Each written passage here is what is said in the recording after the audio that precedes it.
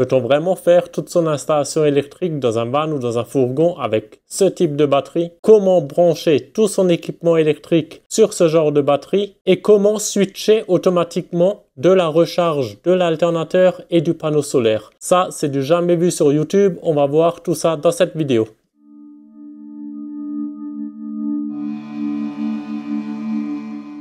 Salut! Alors, c'était pas du tout prévu ce genre de vidéo, mais tous les jours, je reçois des commentaires ou des emails concernant l'utilisation des batteries nomades dans un fourgon aménagé.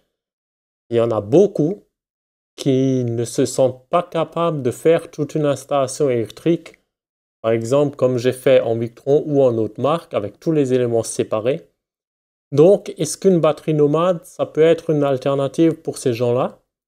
Et comment tout brancher sur une batterie nomade parce qu'on est limité avec les prises. Donc je vais essayer de t'expliquer tout ça dans cette vidéo. Je vais faire un exemple avec un schéma complet et tous les accessoires. Et un autre point, c'est qu'il n'y a qu'une entrée pour le panneau solaire ou la recharge par allume-cigare. Alors je peux tout à fait comprendre que quand tu roules, tu n'as pas envie de brancher ton allume-cigare, puis quand tu t'arrêtes, rebrancher le panneau solaire, etc. C'est un coût. C'est pas que c'est chiant, c'est fait en 2 minutes, mais c'est un coup à oublier une fois sur deux. Tu t'arrêtes, tu vas oublier de rebrancher le panneau solaire et quand tu vas rouler, tu vas oublier de brancher la prise allume-cigare. Ce qui est quasiment à coup sûr, ça va arriver. Donc on va voir un système pour que ça switch automatiquement. Du moment que tu mets le contact, elle va recharger par la prise allume-cigare. Tu éteins le contact, c'est le panneau solaire qui prend le relais. Donc on va voir tout ça, on va se mettre à l'ordi, je t'ai préparé un schéma et on va également voir comment la recharger à partir d'une prise P17. Pour que ça soit bien clair pour tout le monde, on va lister les critères. Alors premier critère, à une aire de camping, si je me branche à la prise P17 qui se trouve à l'extérieur du fourgon, je veux que la batterie elle se recharge. Deuxième critère, quand je suis à l'arrêt, je veux que le panneau solaire sur le toit recharge la batterie. Troisième critère, quand je roule, je veux que automatiquement la batterie se recharge avec l'alternateur. Quatrième critère, je ne veux pas devoir débrancher, rebrancher constamment des câbles. Cinquième critère, je veux que tout soit branché si possible en 12 volts. Garder le 220 volts uniquement pour les appareils qui consomment du 220 volts. Et dernier critère, ne pas dépasser la puissance autorisée par les sorties. Dans ce cas-là, il y a la prise XT60 qui délivre 25 ampères et la prise allume-cigare 10 ampères. Allez, let's go! Tu crois vraiment que c'est faisable tout ça? Moi, j'y crois pas une seconde. Une batterie nomade à ce prix-là, ça peut pas équivaloir à une installation en Victron Énergie, c'est pas possible.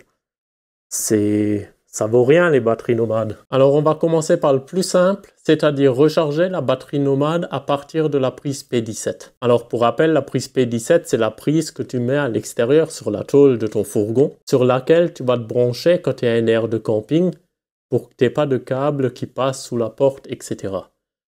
Donc pour ce faire, à ta prise P17, tu vas te brancher sur une prise de la batterie nomade, une prise 220 volts murale comme tu as à la maison. Et là-dedans, tu vas brancher le câble là qui recharge ta batterie nomade. Donc quand toi, à un camping, tu vas te brancher sur une prise P17, tu vas envoyer du courant dans la prise P17 qui va alimenter la prise murale où est branché ça et la sortie sur la batterie nomade. Donc elle va se recharger comme quand tu la branches à la maison grâce au secteur, grâce à la prise là. Donc pour la prise P17, tu vois, il n'y a rien de dur. Tu branches comme ça. Prise P17 à une prise murale et dans la prise murale, tu branches ta batterie nomade, tout simplement. À savoir, la batterie, la Aferi P110, comme j'ai ici, elle va se recharger à 700 watts. La Aferi P210, donc c'est la plus grosse, elle va se recharger à 1100 watts. Juste pour info, mon Multiplus de 1600 VA, il recharge uniquement qu'à 70 ampères. 70 ampères x 13 volts, ça fait grosso modo aller 900 watts. Donc là, tu vois, niveau recharge, on est bon. Si tu prends la Aferi P210, ça va recharger à 1100 watts. C'est plus rapide que ce que va recharger mon Multiplus. Ensuite, le plus gros des sujets, panneaux solaires et alternateurs. Comment switcher automatiquement entre les deux? Il y en a, ils m'ont proposé de mettre une prise avec un Y et de brancher le panneau solaire avec la prise allume-cigare sur la même prise XT90.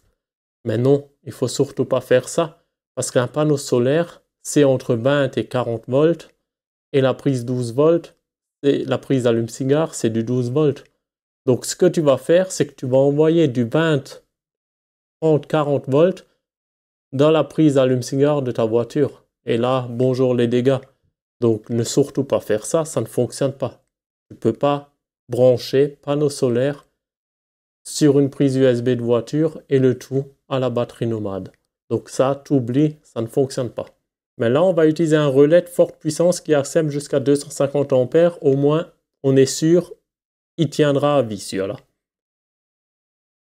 Donc, le panneau solaire, on va le brancher sur le relais. Et à l'autre borne du relais, on va brancher la prise XT90. Donc pour rappel, ça c'est la XT90. Ça sert à recharger la batterie nomade. Et en façade, tu as une XT60. C'est pareil, mais un peu plus petit. Ça sert à décharger la batterie nomade où tu vas brancher tes consommateurs. Donc XT90, c'est pour la recharge. Donc le panneau solaire, il est branché sur le relais. Et la sortie du relais est branchée sur la batterie nomade. Quand tu branches le panneau solaire sur la borne 87A du relais et la prise XT70 sur la borne 30 du relais, le courant va passer quand le relais n'est pas alimenté. Donc, en position de repos, le panneau solaire est prioritaire. Donc, le panneau solaire va alimenter la batterie nomade. OK? Et la prise allume-cigare, donc ça, si tu en as une dans le coffre, elle s'alimente uniquement quand le contact est mis. Donc, tu vas partir de la prise allume-cigare, tu vas aller sur la borne 87 et 85. Avec les négatifs de la prise allume-cigare et du panneau solaire, tu vas alimenter la borne 86. Et le tout, tu vas à la prise XT90. Donc, qu'est-ce qui va se passer? Quand tu n'as pas de courant sur la prise allume-cigare, le relais reste en repos. Donc, tu as le panneau solaire, le courant, il va traverser le relais et il va recharger ta batterie nomade. Quand tu vas mettre le contact, il y aura du courant dans la prise allume-cigare. Donc, le relais, vu qu'il est alimenté à la borne 85, il va switcher. Il va déconnecter le panneau solaire et il va connecter la prise allume-cigare. Donc, c'est ton alternateur de par prise allume-cigare qui va alimenter, qui va recharger ta batterie nomade. Donc, soit tu as une prise allume-cigare dans le coffre et tu utilises la prise allume-cigare. Et si tu n'en as pas, tu peux tirer un nouveau câble qui va à la batterie. OK? Mais alors, dans ce cas-là, tu ne branches pas le rouge, le fil positif, sur la borne 87 et 85, mais uniquement sur la borne 87. Et à la borne 85, il faut que tu trouves un plus après contact. Très important, parce que sinon tu vas décharger constamment ta batterie du porteur. Donc, ça aura quel but, le fil plus après contact? En fait, un plus après contact, comme son nom l'indique, c'est un fil. Tu peux en trouver à la prise allume-cigare dans l'habitacle, par exemple. C'est un fil qui s'alimente uniquement quand le contact est mis. Et c'est ce fil qui va te faire actionner le relais. OK? Donc, tu mets le contact. Le fil plus après contact va te fermer le relais. Donc, si la borne 85 du relais est alimentée par le fil plus après contact, le courant de ta batterie porteur va aller à ta batterie auxiliaire. Ça, c'est les deux petits points. Dans les jumpers, souvent, tu as une prise allume-cigare derrière. Après, brancher un autre câble avec un plus après contact, c'est franchement rien de fou. Tu viens de ta batterie porteur, plus moins, avec des câbles d'une bonne section, 10 ampères, donc tu pars aller Sur du 6 mm², tu es tranquille. 4-6 mm² suivant les longueurs. Donc avec ce fil-là, tu vas à la borne 87 du relais. C'est le câble de puissance qui va te servir à recharger la batterie nomade. Et sur la borne 85, c'est la bobine du relais qui sert à faire fonctionner le relais. Tu trouves un fil plus après contact. Ça peut être, par exemple, la prise allume-cigare de l'habitacle. Donc de là, tu fais un piquage et tu pars avec un petit fil juste pour actionner le relais. N'inverse juste pas les deux.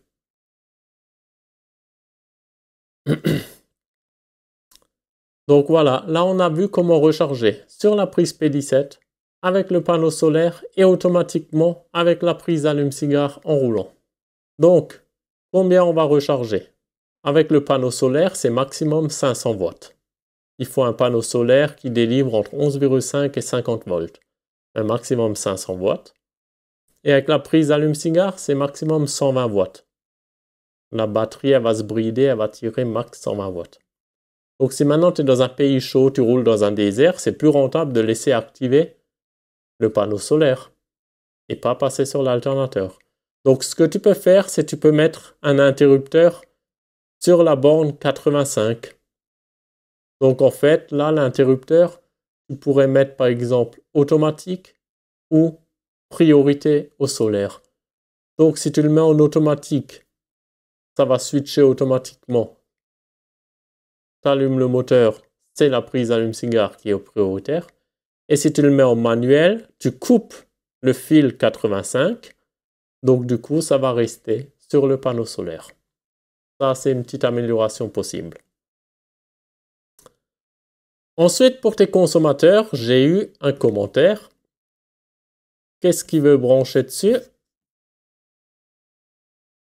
Merci pour cette présentation. Du coup, une question. Peut-on imaginer d'alimenter un van 6 spots de 3 watts, 2 lampes de tête de lit 12 volts, plus un petit frigo, plus une pompe à eau immergée, plus 3-4 chargeurs USB, téléphone et ordi, et 1-2 prises 230 volts? La réponse, franchement, c'est oui. Regarde, je te montre. Sur la batterie nomade, on a une prise allume-cigare qui délivre jusqu'à 10 ampères. Celle-là, on pourrait s'en servir pour alimenter ton frigo. Un frigo consomme à peu près 5 ampères, donc tu es largement bon, tu le branches sur la prise allume-cigare. Ensuite, sur la prise XT60, ici, c'est maximum 25 ampères. Donc, de la prise XT60, on peut alimenter un porte-fusible comme ça, comme dans toute installation de fourgon. Il y a souvent ce genre de porte-fusible, moi je l'ai personnellement. Donc tu pars de ta prise XT60 et tu vas alimenter un porte-fusible comme ça. Et à partir de ce porte-fusible, tu vas alimenter tous tes spots. Donc là, pour exemple, j'ai mis 10 spots de 7 watts. C'est pas mal. Ça fait 70 watts égale 6 ampères. Ensuite, on peut utiliser un autre fusible pour brancher le lanterneau ventilé. 5 ampères. J'ai arrondi. Ensuite, on peut brancher une pompe à eau. 5 ampères. Le Truma, environ 4 ampères. Il reste de dispo 5 ampères. Donc, qu'est-ce que j'ai oublié? Tu as tes lumières, tu as le lanterneau ventilé, tu as la pompe à eau, tu as le Truma. Normalement, on a fait le tour. Dis-moi en commentaire si j'ai oublié quelque chose. En tout cas, il reste 5 ampères. Ensuite, pour les prises USB, pour ne pas utiliser les 5 ampères qui nous restent de disponibles ici, on peut mettre des rallonges dans les prises USB existantes sur la batterie. Donc, ça peut être des prises comme ça, à encastrer, avec 2 fils et 2 prises USB, tu viens les brancher là-dedans. La prise ultra rapide là de 100 watts, tu peux mettre une rallonge USB-C vers USB-C. Donc, tu n'utilises pas les 25 ampères ici de la prise XT60, mais tu utilises la puissance disponible directement aux prises USB. Ensuite, pour le 220, tu achètes une prise comme ça, tu la branches de côté dans la batterie nomade Et ensuite, tu vas alimenter tes prises dans le fourgon. Donc sur la petite Aferi, la P110, c'est maximum 1200 watts. C'est autant que mon Multiplus. Ensuite, sur la Aferi P210, la grosse, c'est maximum 2400 watts. Donc il y a de la marge. Si tu es bloqué ici avec la prise XT60, bah, tu peux toujours mettre des chargeurs USB, par exemple, comme à la maison que tu branches dans le 220. Ou alors, tu peux carrément brancher là-dessus un transfo 220, 12 volts, s'il te faut du 12 volts supplémentaire. Mais normalement, avec 25 ampères, plus la prise allume-cigare de 10 ampères, tu t'en sors. Donc là, toutes les images sont cliquables. Si tu cliques sur le relais, ça t'ouvre automatiquement le lien. Idem ici dans la nomenclature, tout est cliquable. Donc, combien que ça coûterait, cette installation? Donc, si tu pars sur la petite batterie Aferi qui est en promo en ce moment, elle coûte 563 € avec mon code promo. À ça, tu rajoutes le panneau solaire Victron de 360 watts, par exemple, c'est le même que j'ai sur le fourgon, 250 €. Le porte-fusible, 24. Les prises 220 volts, 5 € pièce x 4, ça fait 20 €. La prise P17, on est à 23 €. Le relais, 20 €. Divers, les câbles, les cosses, 50 €. La rallonge USB, 11 €. La rallonge USB type C, 17 €. Le câble XT60, 26 €. Le câble XT90, 26 €. La prise mâle 220 volts, c'est celle-là, 6 €. Et un total de 978 €. Avec ça, tu as 248 Wh de dispo. Ça équivaut à une batterie lithium de 98 ampères-heure. Tu as le droit à 1200 watts de 220 volts. Pas mal. Et avec la grosse batterie nomade, la P210, là il y a une erreur que je vais corriger, tu arrives à un total de 1453. Donc là, tu as une autonomie de 2028 Wh, ça équivaut à 160 ampères-heure. Ma batterie Victron Energy, c'est une 200 ampères-heure. Donc si tu fais 200 x 13, tu arrives à peu près à 2600 Wh d'autonomie. Donc là, tu es à 2000. Mais tu arrives à un budget que de 1500 €. 1453 € pour être précis. Tu as le droit à 2400 watts de 220 volts. Pour rappel, moi c'est 1200. Tu recharges ta batterie nomade de paraprise P17 avec une puissance de 1100 watts. Pour rappel, moi c'est 900. Donc tu recharges plus rapidement. Et tu peux brancher tous tes consommateurs dessus.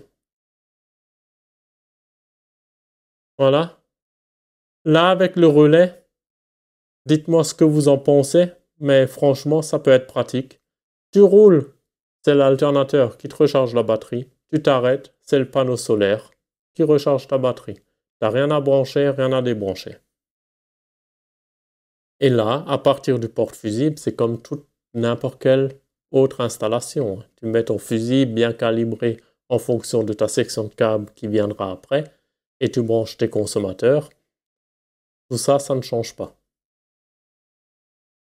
Dans la liste de matériel, j'ai pas mis les prises allume-cigare parce qu'en fait, quand tu achètes le XT60 là, et tu branches ton porte-fusible, bah, tu le coupes au milieu. Donc, tu as le XT60 pour alimenter ton porte-fusible. Et ensuite, vu que tu l'as coupé, tu as ta prise allume-cigare pour, par exemple, brancher ton frigo. Et idem avec la XT90, tu le coupes en deux. Tu vas du XT90 à ton relais et l'autre prise allume-cigare qui reste, elle te sert à brancher la recharge prise allume-cigare au relais. Donc tu n'es pas obligé d'acheter les prises allume-cigare. Dis-moi si c'est clair dans les commentaires. Le schéma là, je vais le mettre disponible sur mon forum. Donc je vais ouvrir un sujet. Donc si quelqu'un a des questions, ben, vous pouvez les poser dans la section commentaires sur YouTube. Mais si vous voulez vraiment passer à l'action, venez sur le forum. Au moins vous pouvez mettre des photos de votre installation. Donc voilà. N'hésitez pas si vous avez des questions. Pour moi, c'est clair à 200%. Dites-moi ce que vous pensez de l'installation là, que ce soit avec la petite Aferi ou la grosse, donc la P110 ou la P210. Franchement, niveau branchement, Il n'y a rien de dur. Il y a juste le petit relais là à brancher où il ne faut pas se tromper, faire un peu attention. Mais ça reste du basique. Voilà, si ça, vous n'arrivez pas à brancher le petit relais là, une installation Victron de A à Z, ça va être tout aussi compliqué. Donc c'est le seul point un peu où il faut faire attention, mais après tout le reste, c'est facile. Et en hiver, tu débranches ta prise allume-cigare, tes prises XT, tes prises USB, et tu prends la batterie, tu peux l'emmener au chaud. Tu n'es pas obligé de la laisser dans le fourgon. Ou si tu utilises ton van que pendant les week-ends, la semaine, tu débranches tous tes câbles, tu la mets dans la maison, tu la branches. Et le week-end, quand tu veux partir, tu viens avec ça. Dans le fourgon, tu branches tes câbles et c'est parti, tout est fait. Et là, tu peux plus te tromper. XT90, t'en as qu'une, donc tu peux pas te tromper. La prise là, tu peux pas te tromper non plus. Celle-là non plus. Là, tu as la XT60, tu peux pas te tromper. Les prises USB, voilà, tu peux pas te tromper. Donc, en 5 minutes, tu as tout branché et tu pars en week-end et tu es sûr que tu as une batterie pleine quand tu pars. Donc, est-ce que cette batterie suffirait pour l'abonné qui a posé la question? Franchement, je dirais oui. Avec la petite, la P110, il a 2 fois moins de capacité que mon installation Victron, mais il a beaucoup d'équipement en moins par rapport à ce que moi je suis en train de mettre. Et s'il a un panneau solaire de 360 watts, c'est autant que moi.